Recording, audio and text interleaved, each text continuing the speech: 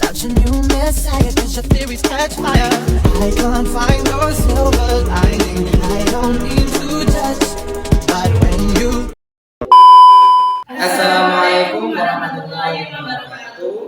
Kami dari kelompok 8 yang beranggotakan saya Abdul Hamid Abdillah, saya Abdul Mustina, dan saya Diani Diana Putri. Jadi kita di sini akan membahas mengenai negara hukum dan hak asasi manusia. Jadi video ini adalah salah satu tugas dari mata kuliah kewarganegaraan yang diampu oleh Bapak Kifah Ahaputra MPDI.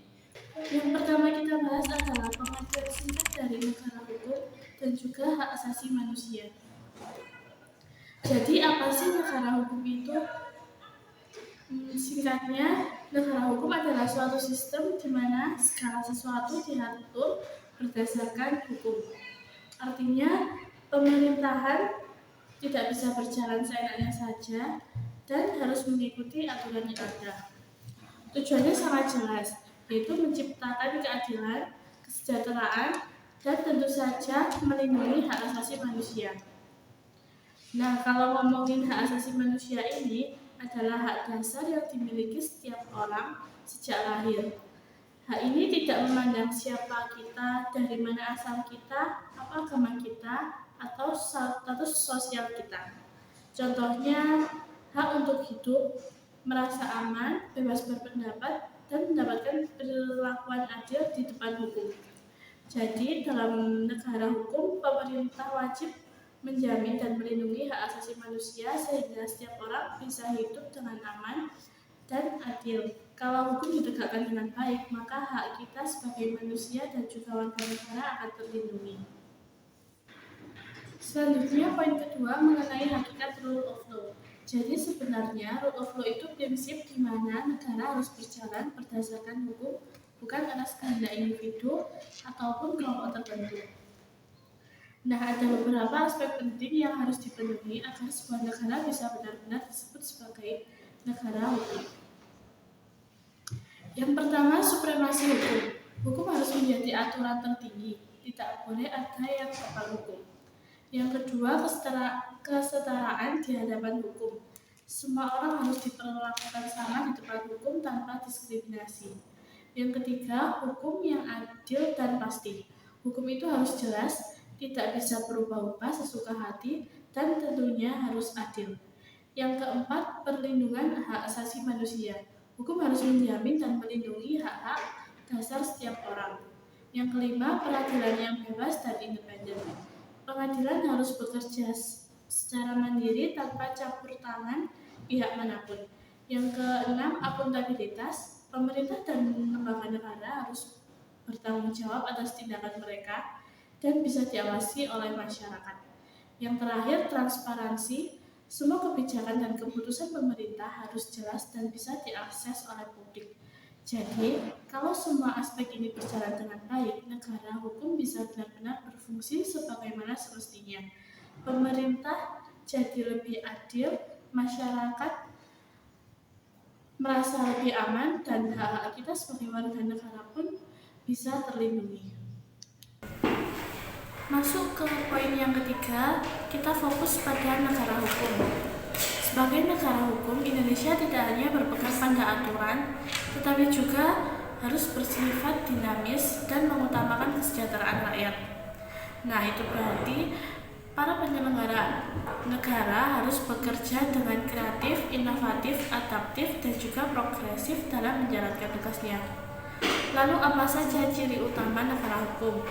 Nah, ini ada beberapa di antaranya. Yang pertama, hak asasi manusia dijamin oleh undang-undang. Yang kedua, supremasi hukum. Yang ketiga, pembagian kekuasaan. Yang keempat, kesamaan kedudukan di depan hukum. Yang kelima, peradilan administrasi. Ada mekanisme hukum untuk menyelesaikan sengketa antara warga dan pemerintah. Yang keenam, kebebasan berpendapat dalam berorganisasi, seperti masyarakat bebas menyampaikan pendapat dan membentuk organisasi tanpa tekanan. Yang ketujuh, pemilihan umum yang bebas. Yang terakhir, badan kehakiman yang independen. Pengadilan harus bebas dari campur tangan pihak lain agar keputusan hukum tetap objektif. Jadi negara hukum bukan hanya soal aturan, tapi juga bagaimana hukum bisa menciptakan keadilan dan kesejahteraan bagi masyarakat. Penegakan hukum. Ada beberapa definisi hukum menurut para ahli yang berbeda-beda, namun dapat disimpulkan bahwa hukum adalah aturan yang dibuat oleh otoritas yang berwenang untuk mengatur kehidupan masyarakat, bersifat memaksa, dan memiliki sanksi bagi pelanggarannya. Tujuan hukum dalam hak asasi manusia. Dalam konteks HAM, hukum memiliki peran penting untuk menjamin perlindungan dan penghormatan terhadap hak-hak dasar setiap individu.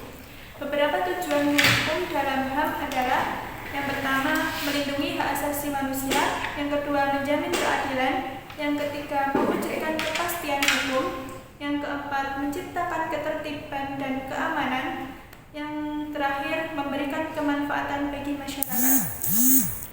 Tantangan dalam menegakkan hukum. Meskipun hukum memiliki tujuan yang mulia, dalam prakteknya penegak hukum sering menghadapi berbagai tantangan, antara lain: 1. Korupsi dalam aparat penegak hukum; 2. Ketimpangan dalam akses terhadap keadilan; 3. Kurangnya kesadaran hukum di masyarakat; 4. Intervensi politik dalam hukum; kelima, lemahnya penegakan sanksi; dan yang terakhir, keenam, perubahan sosial yang cepat. Penegakan hukum yang efektif membutuhkan sinergi antara pemerintah, aparat penegak hukum, dan masyarakat dalam menciptakan sistem hukum yang adil, transparan, dan tidak diskriminatif. Konsep dasar hak asasi manusia atau disebut dengan HAM. Hak asasi manusia adalah hak dasar yang melekat pada setiap individu sejak lahir, bersifat universal, tidak dapat dicabut, dan wajib dilindungi oleh negara serta masyarakat.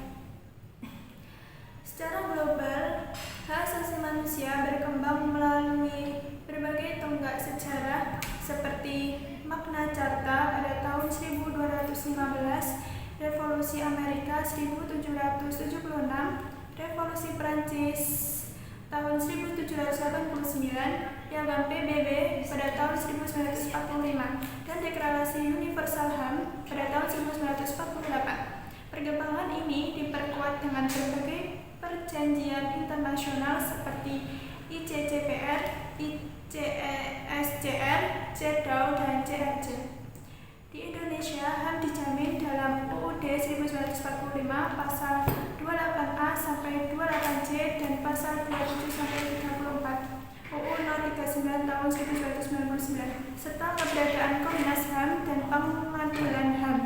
Indonesia juga telah meratifikasi berbagai instrumen HAM internasional. Namun, masih terdapat tantangan dalam penegak HAM seperti kasus pelanggaran HAM berat yang belum terselesaikan, diskriminasi, dan keterbatasan akses keadilan bagi masyarakat miskin. Selanjutnya adalah sejarah perkembangan HAM di Indonesia. Perjalanan HAM di Indonesia mengalami berbagai dinamika seiring perubahan pemerintahan. Pada Orde Lama tahun 1945 sampai 1966, konsep HAM belum menjadi perhatian utama.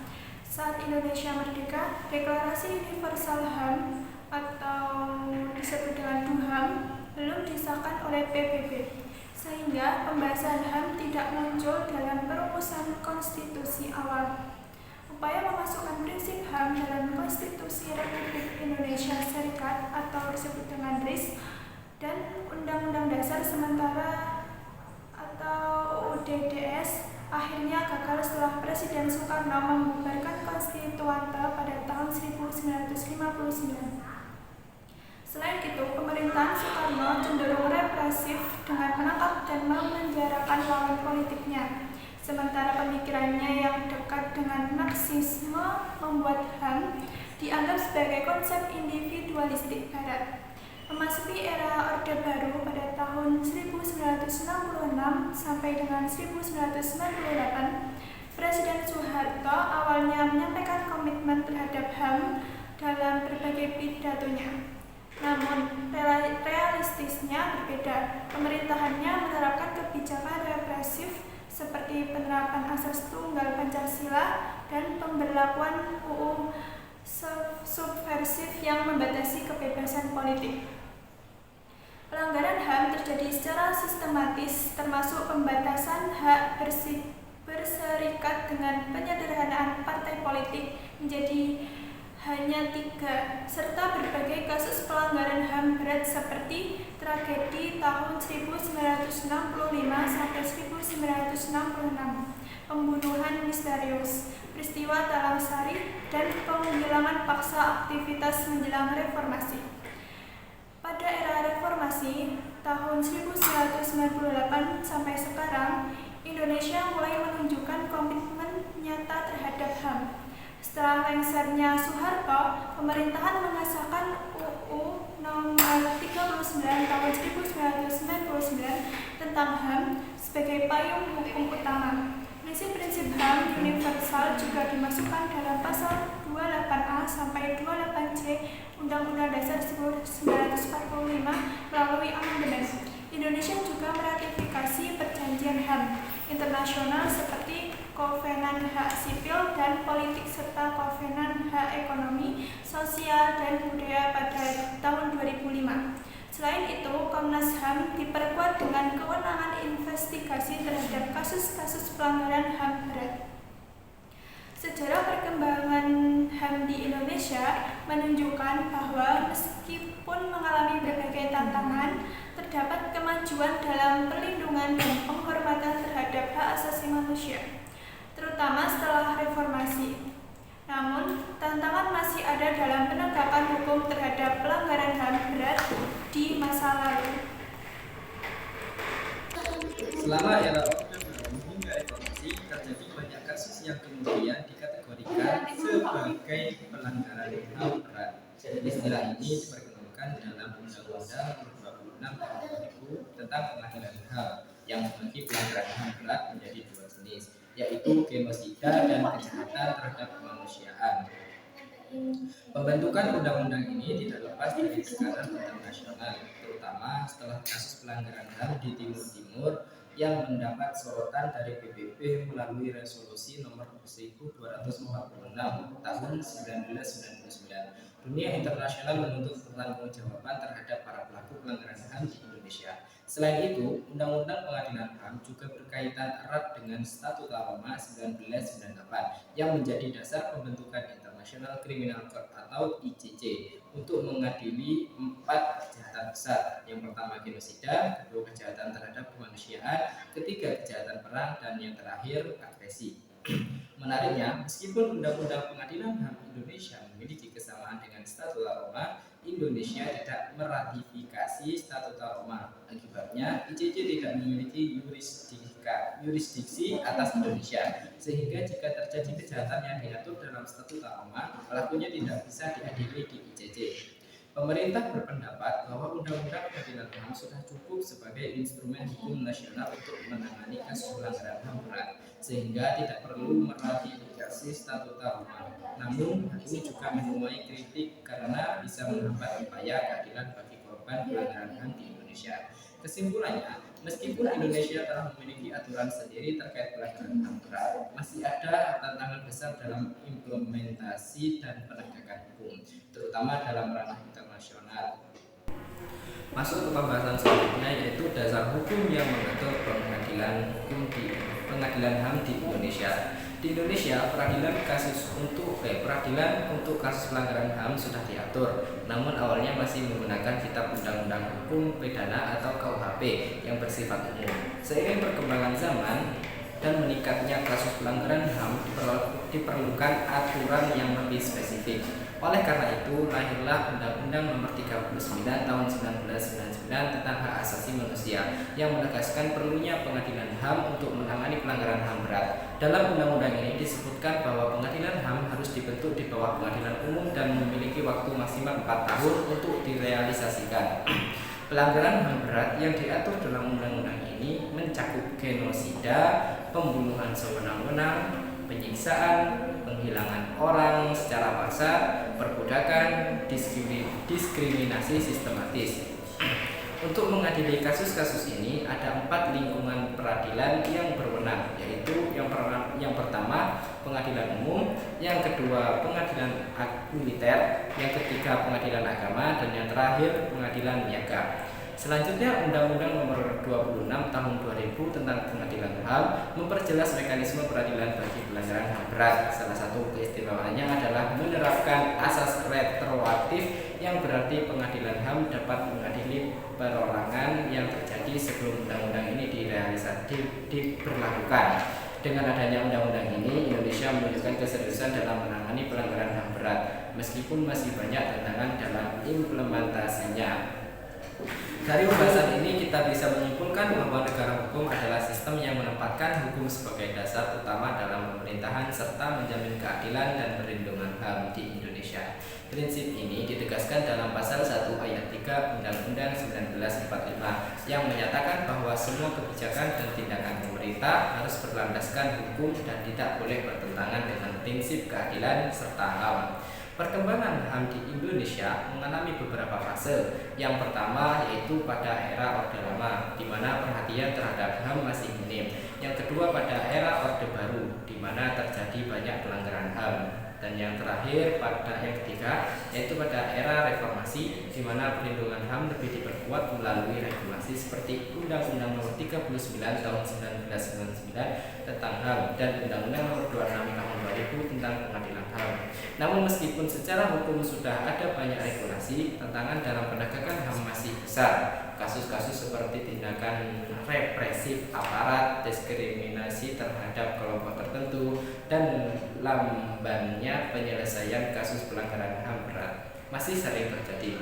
Karena itu diperlukan komitmen yang kuat dari pemerintah serta peran aktif masyarakat dalam mengawasi dan menegakkan prinsip negara hukum. Reformasi hukum yang lebih progresif serta menguatkan lembaga peradilan yang independen menjadi kunci utama dalam menciptakan sistem hukum yang lebih adil dan menjamin perlindungan HAM secara optimal. Mohon maaf apabila ada kesalahan dalam pemaparan karena kami masih dalam proses belajar. Sekian, terima kasih. Wassalamualaikum warahmatullahi wabarakatuh.